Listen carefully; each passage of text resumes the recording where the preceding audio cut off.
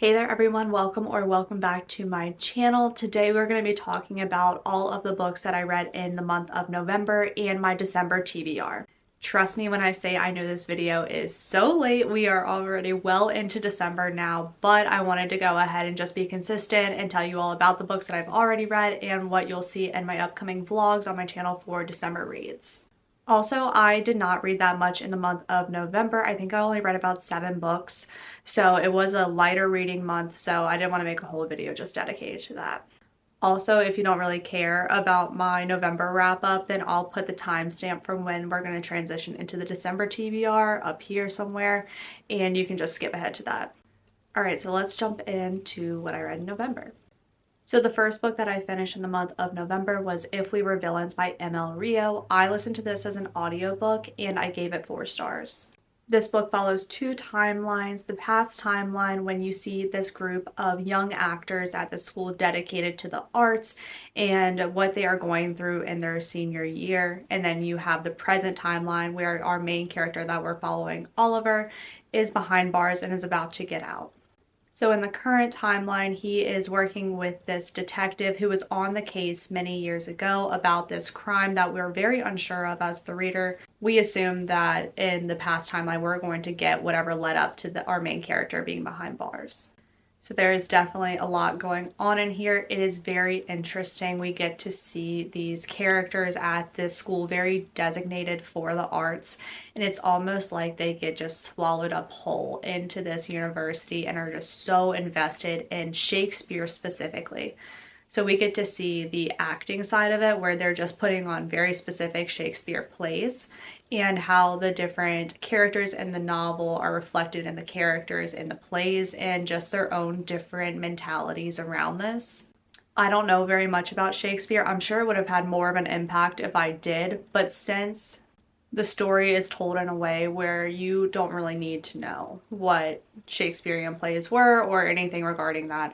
So I still found it pretty accessible. I will say that the audiobook helped me a lot get through to like the first 30% because when they are just going on about Shakespeare, I personally did not care enough about that until I got invested in the characters and their stories and what was going on in their lives. So after I got through the first bit and started making connections with the characters, I felt a lot better about this book. But it was so thrilling. The characters were definitely morally gray, but it was so good. I had a great time with it, and it was my first dark academia read. I'm sure that there are other books that make it a little bit easier to get into dark academia, but I really enjoyed my time with it and would definitely recommend it. Moving on to probably one of my favorite duologies of the year and will definitely be one of my most highly recommended books, the Shepherd King duology with One Dark Window and Two Twisted Crowns. So in One Dark Window, we meet our main character, Elsbeth, who currently resides in this town of Blunder. The city of Blunder has been cursed with this plague that when it inhabits somebody's body can solicit uncontrollable magic. So while they are able to tap into this magic, it is also resulting in the deterioration of their mind, body, whichever. And since this magic is uncontrollable, the kingdom and who is leading it has determined that when somebody has the fever, that they are supposed to be brought into the king, and nobody really knows what happens after that. We can guess. But our main character, Elsbeth, does end up getting the fever and she ends up beating it. Her aunt and uncle hide her so that the doctors don't come in and see that she has this. She makes it through the fever, but then she ends up having her own sort of magic, which results in her getting a nightmare basically in her brain. The nightmare is a character and it has a spirit, but she does not enjoy it very much. She does not like to share her headspace, and because of this, she tries to keep her life very low-key and stay out of the limelight. Until she ends up going to this ball at the kingdom, which happens every year, and so she goes, and then her journey kind of goes from there.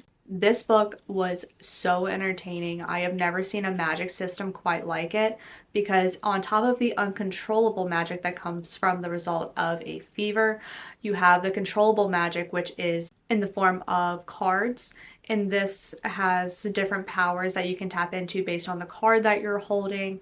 And it's all so interesting and just such a unique magic system that I have never read anything like it. We definitely get a journey. We get forced proximity between two of the characters.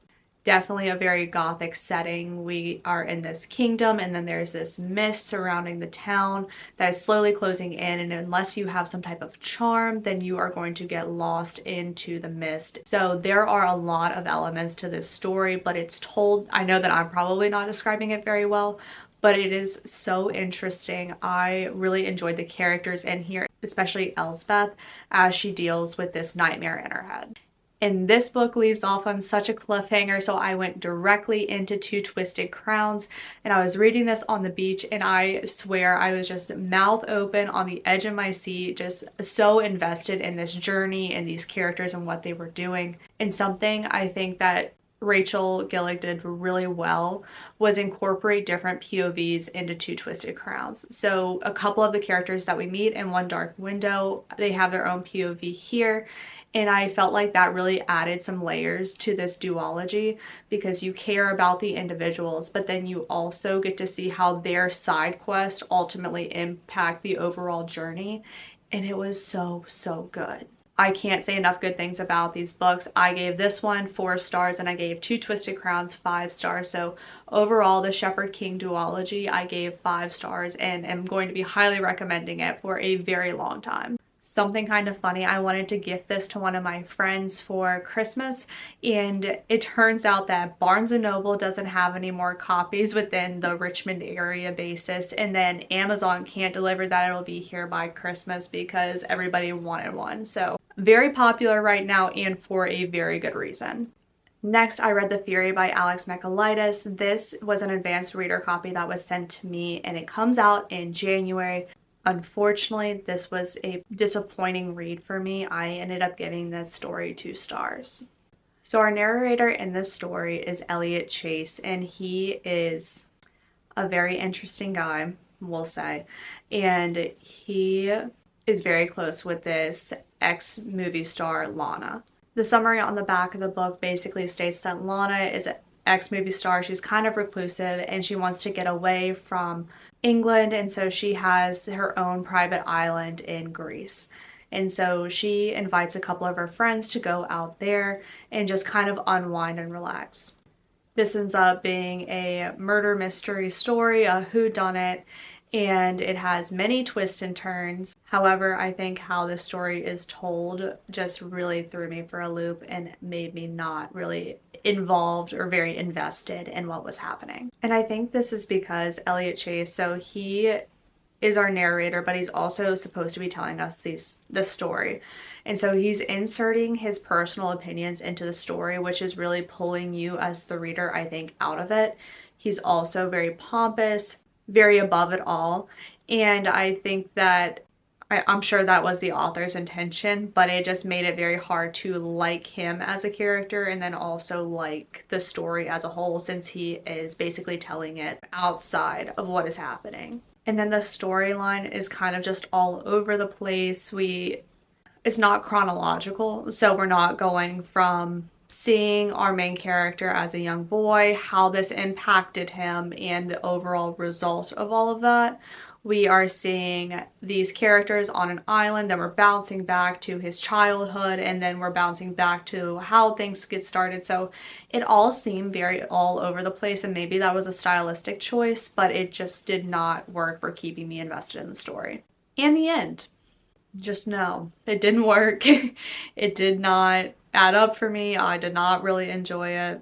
I liked hearing about the cameo from one of his other books. That was enjoyable. It was fun to kind of get the character again, but it's very unfortunate for me to say this, but I really feel like Alex Michaelides' first book, The Silent Patient, that was his best. That could have been like his one and done. The Maidens was still pretty good. I think I gave that 3 stars last year, but I felt like this was not a very good story. I have seen other reviews that have said that they really enjoyed it, so I definitely don't want to discourage anyone from picking this up, but those are just my personal opinions on the story, and I hope that other people like it. Next, we have Iron Flame by Rebecca Yarros. I gave this 3 stars and have a lot of thoughts about this because there is a lot to talk about. It is a very thick book, and first off, It didn't need to be, but we'll talk about the summary first. It's always hard to talk about the second book in a series because this picks up where Fourth Wing left off. There's a big reveal at the end of Fourth Wing, and so we get to see how that impacts our main character Violet's perspective on the War College, on what's happening within their world.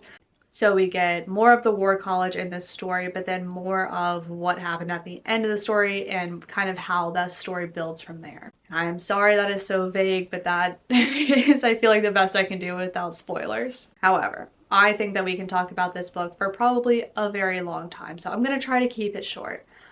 But overall, I felt like this book was extremely long-winded. It is almost, gosh, it must be 630-ish pages. And first off, the font, they just decreased the font size because I typically read around 50 to 60 pages in an hour. I could not read more than 40 pages because the font is smaller. So that ultimately means, and I think I saw this on Olivia Reads a Latte's video, because she was reading this on her Kindle and it was about 800 pages. That is probably more so what this book would be like, but I think they just shrunk it so that people wouldn't be too overwhelmed because it's already overwhelming. Further, it did not need to be that long. It could have been probably 100 pages shorter and we would have been fine, but there was a lot of repetitive dialogue and inner monologue, a lot of repetitive things. Like the first part of this story probably could have been its own book in itself. And then we could have escalated to the next plot point because I felt like that was a very natural way to end probably an entire book if you're going to drag out the first 300 pages that far. 100 pages could have been cropped out. We should have done more editing, should have taken out a lot of repetitiveness. That's number one. But number two, there were really interesting parts to this story. And when it was good, it was really good. Like the ending, the last 100 pages. That was amazing. There were so many secrets revealed. There was a huge fight scene. The ending was just mind-blowing, and I feel like those parts are fine to be dragged out. But everything in between should have been probably paced a little bit better. Third, we had a very specific jealous ex in this story, and I hate that. Personally, I'm like, this is just so ridiculous. Like, this did not need to be a plot point. For me personally, I just feel like the emotions that came out of it were so juvenile and really took away from my enjoyment of our main character. So for me, that I'm just like, that does not need to happen ever in any story. But I love the dragons. I think the dragons really save this story for me, and their personalities are pretty big, and there is a big focus on them in this book. So I am really glad that we got to see that. They make the story for me. If they were not in it, I probably would not enjoy it as much. And overall, I feel like the ending, I just am not sure. And I mean, this is just fantasy. This is just classic, like, romantasy. I'm not sure how the ending is going to be resolved. It seems like that kind of information to resolve this specific dilemma has never been found out. And so we just know that our 20-ish year old main character is going to be the one to do it. So it's a little bit corny. I hope that it's done well so that I can still say that I enjoyed it, but I don't know. I'm really hoping that this next go round, so book 3, I'm planning to continue the series because we're already here, and I'm really hoping that book 3 will have more editing done to it. It'll just take more time to flesh things out, and we'll just get a better story overall because of that. I've already been talking for a very long time in case you all haven't noticed, but wow, let's keep this party rocking. The next book that I finished was 'Tis the Season for Revenge by Morgan Elizabeth, and I gave this 4 stars, but honestly it's probably more like 4.5 or actually 5 stars because I cannot stop thinking about this book. This book follows our main female character, who is a very devoted girlfriend. She has changed a lot about herself to meet the expectations of her boyfriend, who is this lawyer, and he wants somebody who's serious, very much Legally Blonde vibes in the beginning. But when she's getting ready for a Halloween party that he has finally deigned her responsible enough to go to, he breaks up with her. He can no longer do it because she's not serious enough for him. So she is heartbroken, obviously. He leaves her in the street. She's so upset. And then she starts to see all of the red flags. She starts to see all of the pieces of herself that she has been missing and how much she's changed to accommodate herself or make herself more likable for this man. So, as you do, as any main female character does, she calls up her girlfriends, they get extremely drunk, and they create a revenge plan. And this revenge plan is just a lot of petty stuff that is going to make his life just a little bit more miserable. And it is amazing. It is just so funny because it's all legal stuff, but it is just, again, very annoying. Like, the first thing, he had a car appointment, and so she put glitter into his vents, and then they just blasted on him. And so he was going to find glitter for weeks. It's strictly hilarious. But the best part of the revenge plan is that she is going to match with his boss that he hates. And she is going to be on his arm going to their holiday party. Amazing. It is just strictly amazing because we also get the dual POV and we get to see this boss start to take in this younger woman. It's age gap. Amazing. And so they start dating, and he says he wants to keep it very casual, so she doesn't feel bad about kind of using him for this revenge plan. But very quickly, she starts to find out that she could really fall for this guy and then just feels bad as a result of it. So we get to watch her kind of go through the motions of starting to really enjoy this guy and then getting to the Christmas party and just trying to figure out what is going to happen. Oh my good God. This was such a good story. First off, the spice was immaculate. I feel like there was the perfect balance between actual plot and the tension and the spice. So amazing. A lot of really good conversations too about her refining herself, and then also him trying to bring out those sides of her. He is the sweetest guy. I was reading this on a plane and I was just kind of crying because he was so sweet and really invested in this woman, and really the epitome of if he wanted to, he would. I absolutely love this story. It's on Kindle Unlimited and I'm so excited to read more of her stuff.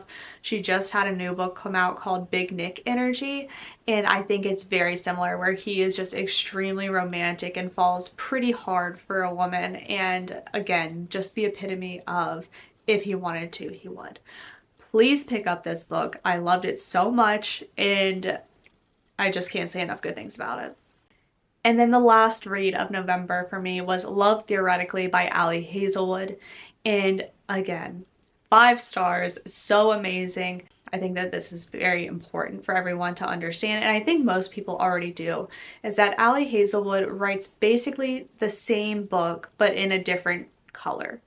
So there are the same female and male leads, but then we have slightly different plots, but overall it's basically the same thing. And I think once you accept that, you can really enjoy the story. So first off, we open on our main character, Elsie, who is a theoretical physicist and is very well known in her field. However, she is just coming out of school and she cannot find jobs, so she's adjuncting, which she actually hates because just undergrads are very silly and you get to see all of the emails that undergrads send her, and it's just truly amazing. So she's adjuncting, which doesn't pay very well. So on the side, she fake dates through a professional app, and she has different clientele that have different needs. So one of her favorite customers is this man named Greg, who really needs his family off of his back about settling down. So Elsie has been fake dating him for a couple of months now, and she is very much able to keep the pressure off of Greg, which is really sweet, but she can't seem to break through to his brother Jack. Elsie is also a woman of many masks. She will be what you need in that moment. So she will change her personality in order to accommodate whoever she's being around and just make herself more likable to that person. Unfortunately, Jack gives her nothing, so she has no idea how to make herself more pleasing to him, so she just gets mad about it essentially. But one day she's interviewing for this new job at MIT, and she finds out that none other than Jack is the head of that department.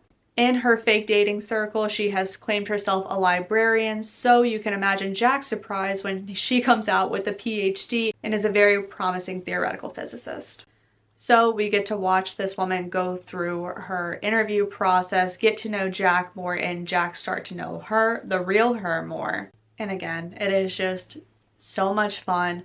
I was laughing, I was crying, I was on the edge of my seat because when we got to the third act conflict, I just really didn't want there to be one because I was like, these people are so good together. I don't want this to happen. You are going to get a lot of this man is just abnormally large, like freakishly huge. He was compared to a refrigerator, and I don't really know what that means, but apparently he is just extremely large.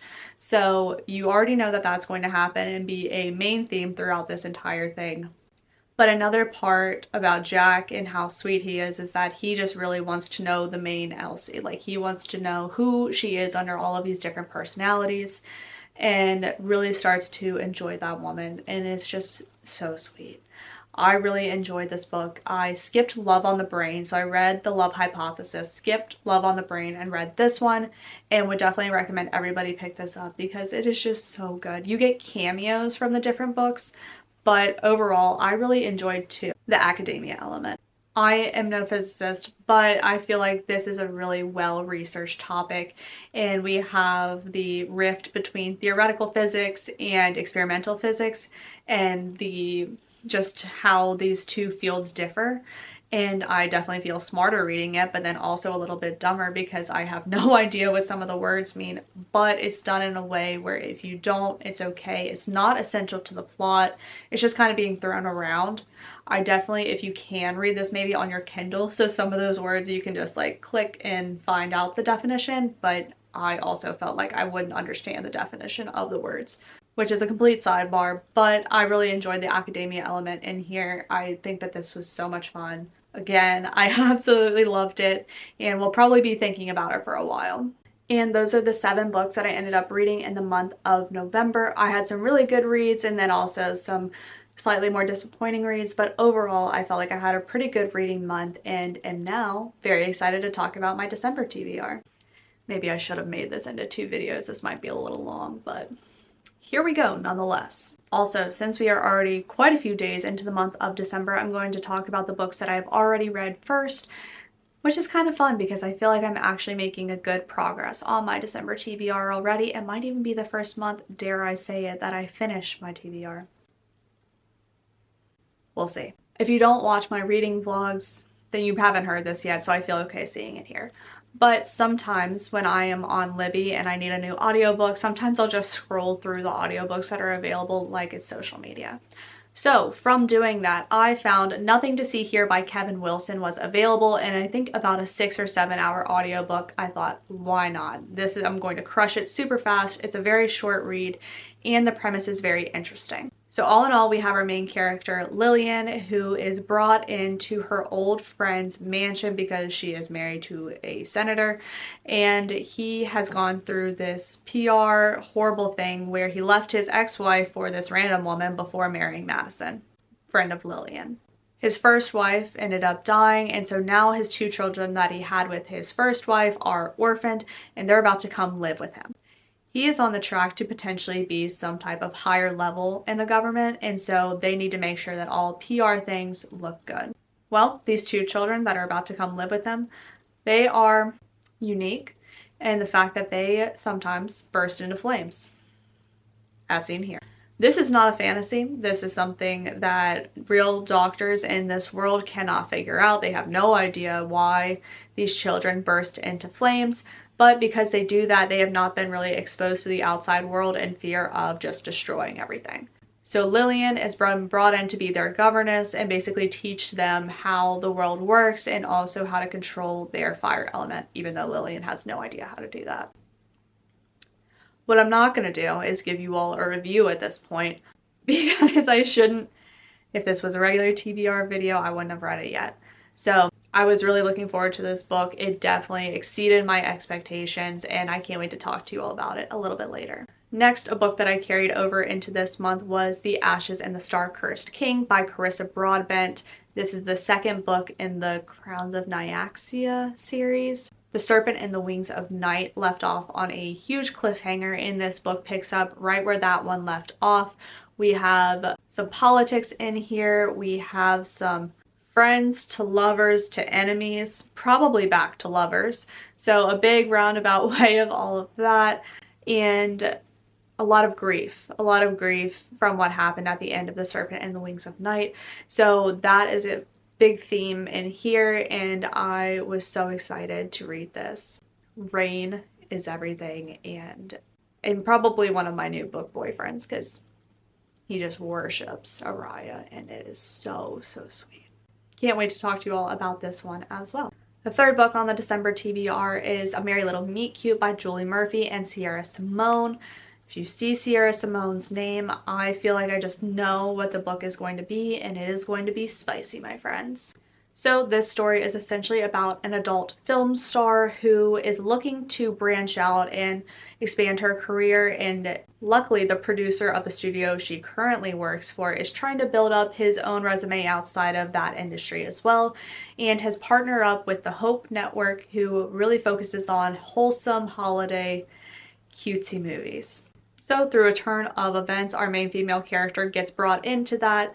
They are going to Vermont to film this movie, and it is just like a winter town, like a winter set, because they're filming the movie, and it's all very charming and lovely out there. And it turns out a lot of her other people from the studio are coming out there, so it is quite the difference between the wholesome Hope Network and then the producer of the studio that our main female character works for. And it's very fun. It is just silly and like a very good time. But then also we have our main male character, who is a bad boy from a boy band, and he just kind of got a lot of praise, and also nobody wants to take him on because he has had so many things happen in his career, and so definitely a risk, but that was a long time ago, and he is trying to rebuild up his image so that he can provide for his family. But when B, who is our main female character, walks on the set, and he is just dumbstruck. He is like, oh my gosh, I subscribe to her closed doors account. I love this woman. And it is just so funny. It is just so funny to see that happen. So there is a lot of tension, there is quite a bit of spice, and there are some really good conversations around sexuality and mental health. But they have to keep this under wrap of who she is and who this producer is, because if the Hope Network finds out, then they might cut the contract. So they have to keep this all very much under wraps and see if they can get through this Christmas season in one piece. Very much, I already thought it was very cute. I already finished this one. Very cute. We'll talk about it more later.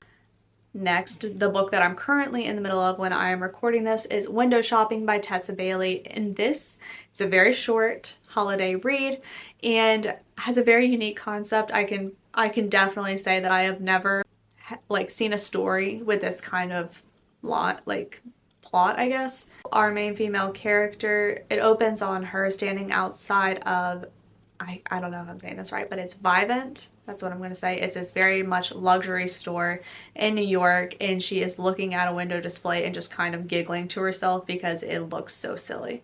So she's caught there, and then a man walks up to her and is like, well, what are you giggling at? And he is all just happy-go-lucky. He's a very charming man, and she herself has just gotten out of prison. So she is very much so like opposites attract kind of ordeal, and she tells him that the window display looks horrible. And he has to ask why, and then they kind of like strike up a conversation, her unwillingly, but once he gets her thoughts, he just has her on his mind and encourages her to apply for the window dresser position that's about to open up. So we get to follow our female character as she's kind of rebuilding her life in New York after having been behind bars for a couple of years. You get to understand why that has happened and the different story around that. And then you also get to see our main male character just really fall, just head over heels. He falls first, just tragically, for this girl. And it is so sweet. It's age gap. It's in New York at Christmas. It's very charming and there is a lot of spice. There's a lot of spice. So I can say that I am about 60% of the way through now and I just didn't even know it could be packed so full in here, but also still have a plot. So I'm really enjoying it and we'll definitely recap it in January. So we're going to continue on with the Christmas books, and the next Christmas book I'm going to pick up is The Christmas Fix by Lucy Score. This story follows our single dad who is also the overseer of this town. It's about to be Christmas time, but the town gets wrecked by this natural disaster. So then enter our main female character, who is, I think, more of a reality TV show host, where she is going to repair this town and bring some life back into it before Christmas. They really don't like each other, except for that one time that they really liked each other, and so they have to have a little bit of forced proximity. We have the single dad trope, and I've just really been missing Lucy Score's books. I really want more of that small town element, the characters that are just super fun, and the writing style I really enjoy. So I have a lot of big hopes for this one, and I will talk to you all about it when I am done. And this one should actually be in a reading vlog, so if you want my full thoughts before January, go check that out. Just Like Magic by Sarah Hogel. This one just sounds so interesting and so funny. We have our main female character who is very obsessed with her image until one day she loses her money and now is just kind of stuck. She is going home for the holidays, and when she plays All I Want for Christmas backwards, she summons a Christmas spirit. And that is about all I know about this book, but I think this is just going to be a very silly, goofy, good time, and so I'm really, really looking forward to it. And then my last priority Christmas read is Love Light Farms by B.K. Borison. I am so excited about this one because everybody absolutely loves it, and I think that I'm going to love it as well. So this book follows our main female character who has inherited a Christmas tree farm. Unfortunately, it's a little bit in a financial crisis, so she applies for this competition maybe, and the grand prize is a lot of money to hopefully save her farm. On the application, she said that she ran this farm with her boyfriend, and there is no boyfriend to speak of. But her best friend luckily volunteers to fake date her and get her through this competition to hopefully save the farm as well. And we know where that goes from there. So we have friends to lovers, a Christmas tree farm. It's going to be so festive. I think that he falls first, and everybody just absolutely loves this book. I have a couple of her other books, but I really wanted to start here. So I'm really, really looking forward to this one. So I know I made an entire Christmas TBR video, but those are my priority ones, and that's 5 Christmas books in 1 month. And so I can't do more than that. I think that I'm going to get a little burnt out from that. So I had a couple of other books on my TBR just in case. First off, In a Quiet Town by Amber Garza. Amber actually sent this over to me to just read and review, and so I am currently listening to the audiobook and almost 100 pages in. This is, I think, a small town thriller story. So we have 3 points of view. We have the mother, who is the wife of a preacher and has been kind of diminished to this role of the preacher's wife, and when her daughter didn't fit into the mold of the preacher's child, was basically disowned by the father, and then subsequently the mother didn't want to speak out against it. So we have the mother who's trying to reconcile that relationship with her daughter now. We have the daughter, who we can definitely tell is more rebellious, just has a little bit more of a wild streak because she was confined by her home space for so long. And so she is currently serving as a bartender at a bar, but then ends up going missing. And then the third POV we have is the fiance. And I don't even know in this story yet if we've established him as the fiance or if the mom has even met him yet, but the daughter never mentioned the fiance in their conversations between the mom and the daughter. So the mom is trying to figure out if she can really trust this guy.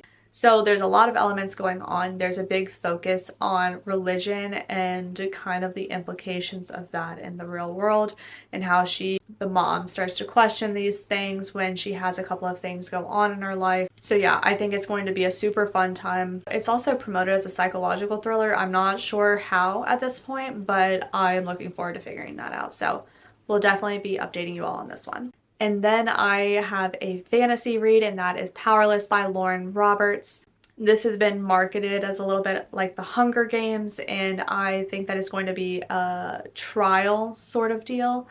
And we have our two main characters, obviously the female, who I believe is just a human without any magical capabilities in a world where that is just highly frowned upon. And then we have our main male character who hunts down the people who don't have magical abilities and like offs them.